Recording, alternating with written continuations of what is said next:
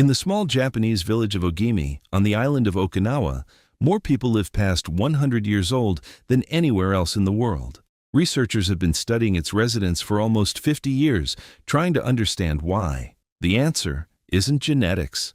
Genetic testing on Okinawans shows nothing unusual. It isn't medical care either. Most of these people have access to far less than the average American. What researchers have found instead are three habits. The same three, repeated daily, going back generations. They cost nothing. They require no equipment. And the data behind them is now strong enough that geriatricians in Western hospitals have started building these ideas into their own protocols. I'm going to give you all three habits. Then I'll show you how to actually apply them. Because the habits are simple. But most Westerners get the execution wrong. The first one alone can add years to your life and lower your risk of heart disease, diabetes, and obesity. It takes 20 minutes to learn and nothing to apply. The first habit is called hara hachi bu. Before each meal, Okinawans say those exact words to themselves. It's a reminder to stop eating when the stomach feels mostly full but not completely satisfied. The phrase is hundreds of years old, but the science behind it is recent. Your stomach has stretch receptors. When it fills, those receptors send a fullness signal to your brain. The catch is that signal takes about 20 minutes to arrive. By the time your brain receives the message, you've usually eaten 20 to 30% more than your body needs. That gap is where weight gain, blood sugar spikes, and the heavy post-meal slump come from. Stopping early lets your body catch up before the damage is done. Okinawan adults consume around 1,800 to 1,900 calories a day on average. Not because they're counting. They don't. They simply stop when they're comfortable instead of when they're stuffed. That single habit accounts for some of the lowest obesity, heart disease, and type 2 diabetes rates in the developed world. Here's where most Westerners get this wrong. They treat hara hachi bu like a diet. They use it as another tool to restrict food. That isn't what it is. Okinawans don't think about portion size.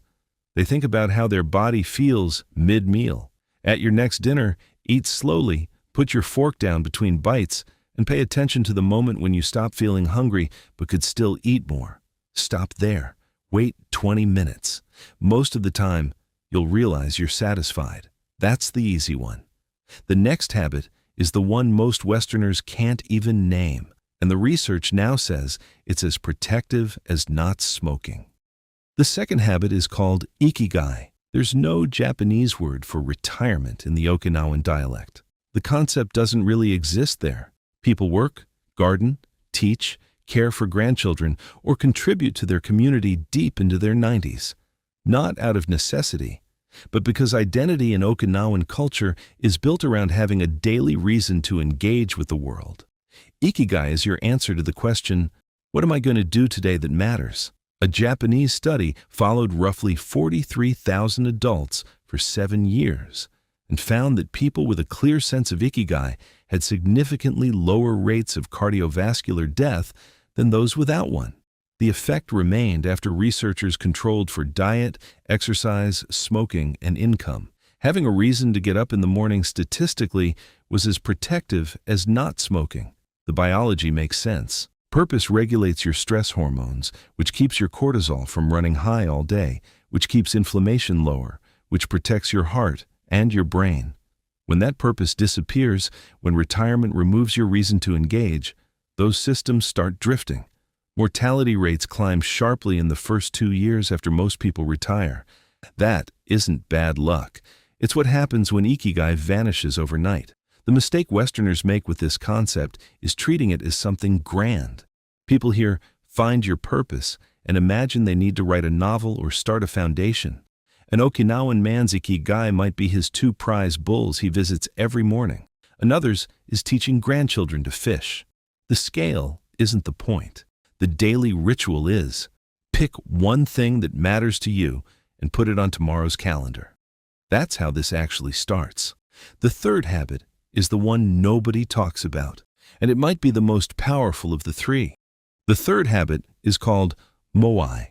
A moai is a small group of friends, usually 4 to 6 people, who commit to each other for life. In traditional Okinawan villages, children were paired into a moai at around age 5. That group stayed together through marriage, child rearing, careers, illness, and old age. Some moai have lasted over 90 years. The average American over 50 reports having fewer than 3 close friends and sees them only a handful of times a year. That gap matters more than people realize. A major meta-analysis by Holt-Lundstad found that chronic loneliness raises your risk of early death by about 26%, roughly equivalent to smoking 15 cigarettes a day. It increases inflammation, disrupts sleep, raises blood pressure, and accelerates cognitive decline. The body reads isolation as a survival threat and starts paying the bill in physical wear. You can't form a moai the way Okinawan children do, but you can build the modern version of it. 3 or 4 people you commit to seeing on a regular schedule, a weekly breakfast, a monthly dinner, a standing walk. The form doesn't matter much. What matters is that the meeting happens without anyone needing to organize it each time. The relationships that protect your health are the ones that become automatic. If you have a friend you keep meaning to call them this week. If you have a circle of acquaintances you've drifted from, propose something regular. The hardest part is the first message. After that, the structure carries itself. Each of these habits is powerful alone. Together, they create a system. Eating in moderation keeps your body metabolically stable into old age. Having a purpose keeps you active and engaged in that body. Belonging to a close group means someone notices when you start slipping. When you stop eating, stop showing up, stop being yourself. Western longevity advice tends to focus on physical inputs: nutrients, exercise, sleep, supplements. The Okinawan model adds meaning and connection to that list. Recent research suggests those two may matter as much as anything you eat or any workout you do. Try this for 1 week. At your next meal tonight, stop eating before you feel full. Notice how you feel an hour later. Tomorrow morning, write down one thing you'll do during the day that matters to someone, yourself, your family, your community. Then do it.